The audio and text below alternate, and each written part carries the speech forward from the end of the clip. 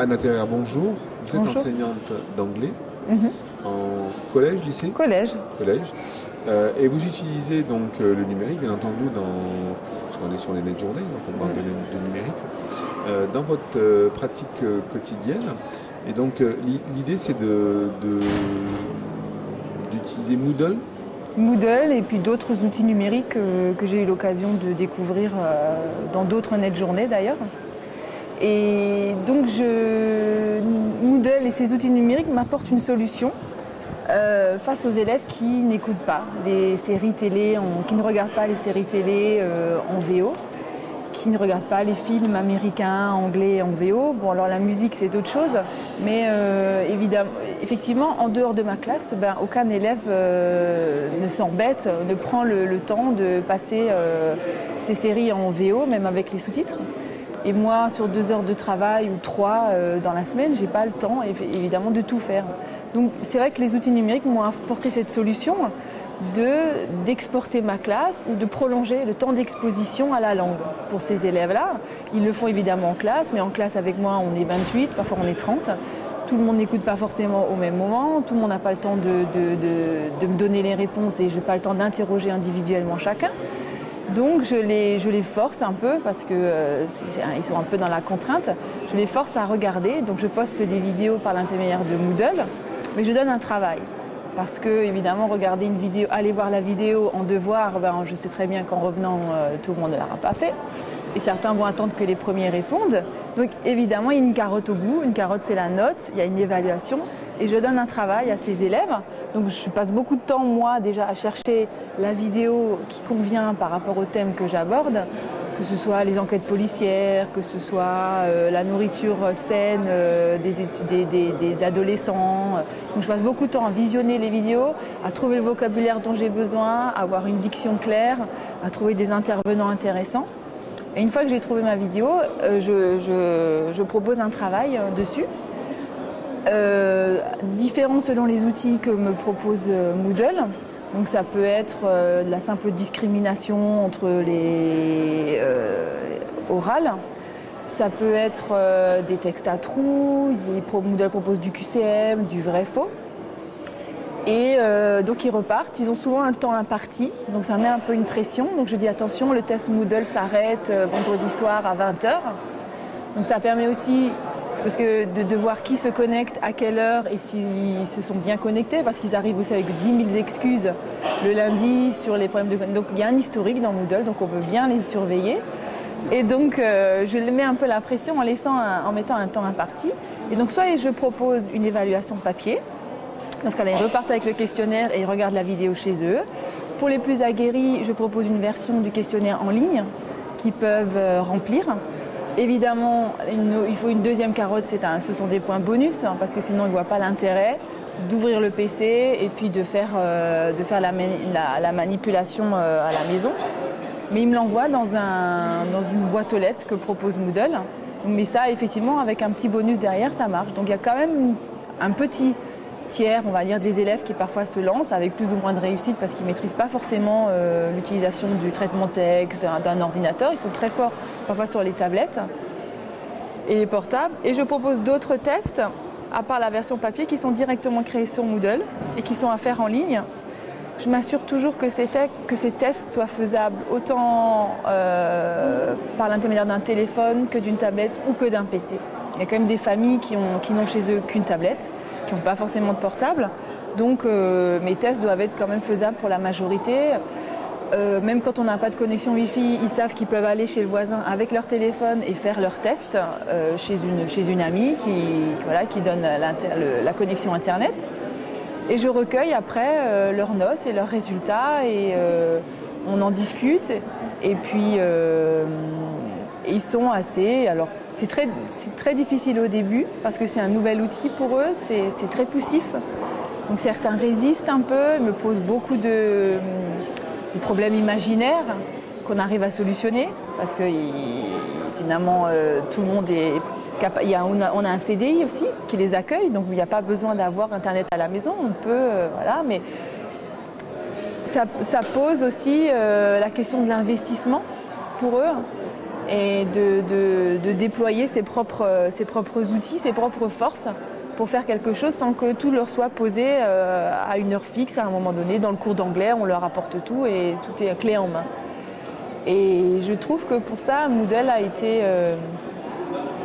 été une bonne opportunité. Ça a réglé un problème pour moi d'exposer les élèves à la langue cible au-delà de mon cours.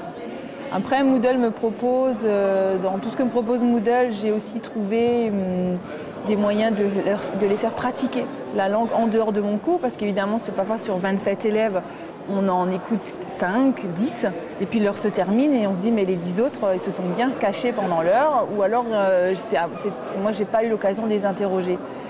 Donc Moodle offre certains outils et d'autres sites également le font.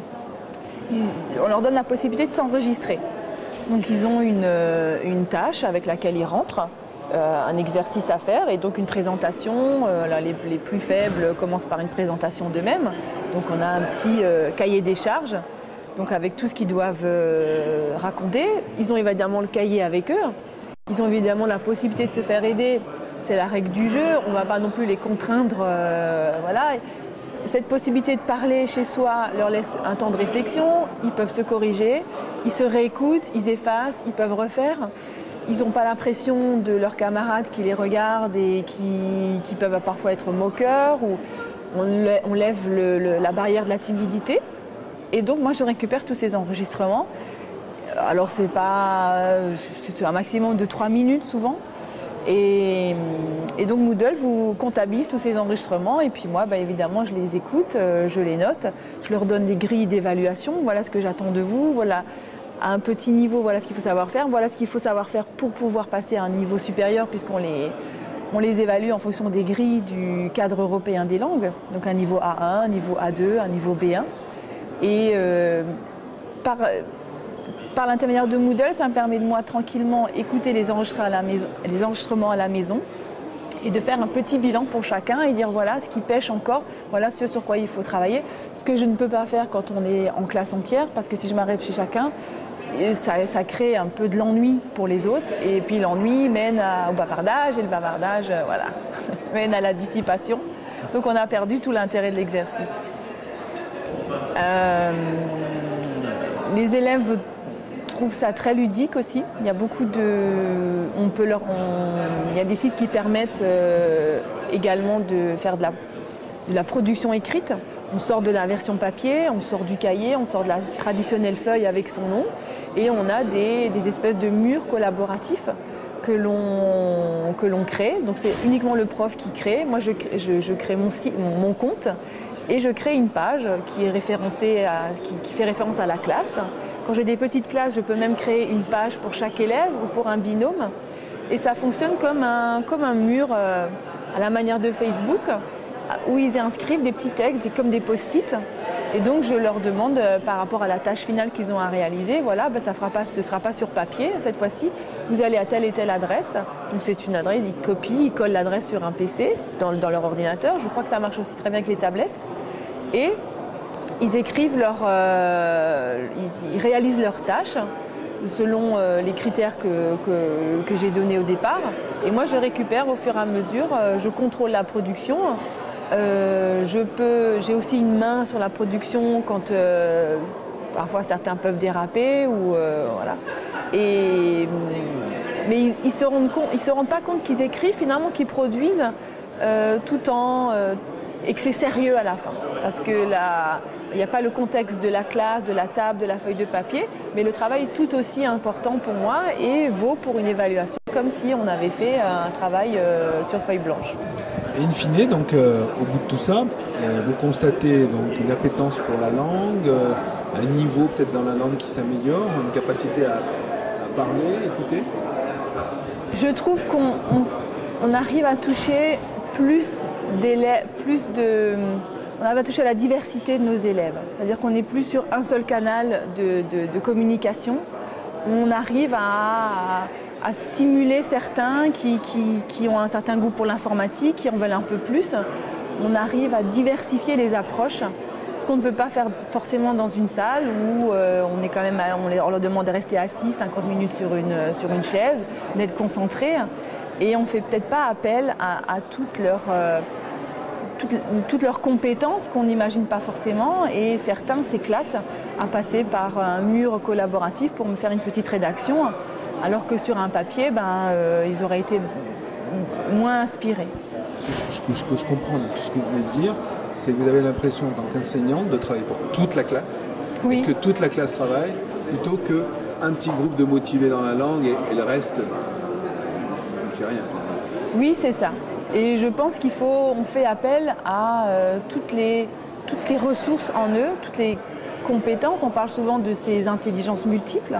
Moi, je m'y retrouve bien à travers l'utilisation du numérique et de solliciter chez chacun une petite envie pour quelque chose que je peux pas toucher quand je les ai à 28 devant moi avec un cahier, format papier. Par contre, ça exige donc une certaine autonomie de l'élève, pour qu'il puisse quand même s'autodiscipliner, ce que vous avez dit, vous n'avez pas toujours trouvé des excuses imaginaires sur le fait qu'il n'a pas pu faire des exercices. Est-ce que ça fonctionne avec tous les élèves ou il y a des échecs quand même qui restent encore à traiter? Et s'il y en a, comment vous les traitez? Alors on y va progressivement, c'est-à-dire que quand j'introduis maintenant un travail Moodle en début d'année avec des classes qui ne me connaissent pas, des élèves que je n'ai jamais eus, j'y vais progressivement, je les préviens parce qu'il faut un code en TA, il ne faut pas avoir perdu son mot de passe. Si on l'a perdu, il faut faire la démarche de le récupérer, ce qui n'est pas forcément évident pour eux parce qu'ils ont l'habitude qu'on leur apporte tout. Donc je dis, moi je n'ai pas les mots de passe, vous avez un référent, vous faites la démarche. Donc j'attends, je préviens. Et quand Moodle va finir par tomber, quand l'exercice va arriver et qu'il va falloir vraiment ce week-end s'y mettre, je trouve que je les ai suffisamment guidés pour qu'à un moment donné, ils ne m'opposent pas encore une résistance inutile. Je peux comprendre des problèmes techniques. Dans ce cas-là, je leur demande d'être réactifs sur le moment. Je leur dis, vous êtes grands, vous savez écrire un mail. Si vous avez un souci technique, il faut me le dire dans le week-end ou dans la période, mais pas venir 4 jours après, au moment de se revoir et de se dire bah oui, j'ai eu ça et ça. Parce qu'après, tout est, on va dire, excusable, tout peut se comprendre, mais je leur impose de me faire part de leurs soucis. En TA, une messagerie, elle fonctionne, moi j'y suis régulièrement le week-end, donc je leur dis, vous faites un petit mail, madame, ça n'a pas fonctionné, madame, j'arrive pas à, mais vous me le dites. Mais vous venez pas lundi et en se disant la prof elle va comprendre mon excuse, et il y en a certains qui résistent quand même et qui font pas les exercices. Bon, c'est une petite frange, ils sont rares, mais on arrive à la fin de l'année à les motiver quand même. Pour les plus réticents aussi, on les y amène par la salle informatique. Donc on fait un accompagnement guidé avec eux pour pas qu'ils soient laissés à l'abandon, on va dire, à la maison avec personne autour d'eux pour réellement les soutenir. On passe par la salle informatique et on leur montre la procédure. On fait un premier jet avec eux, on les aide à se familiariser à cet outil et après on les lance vers l'autonomie. Après c'est à eux de s'y mettre seuls, quoi.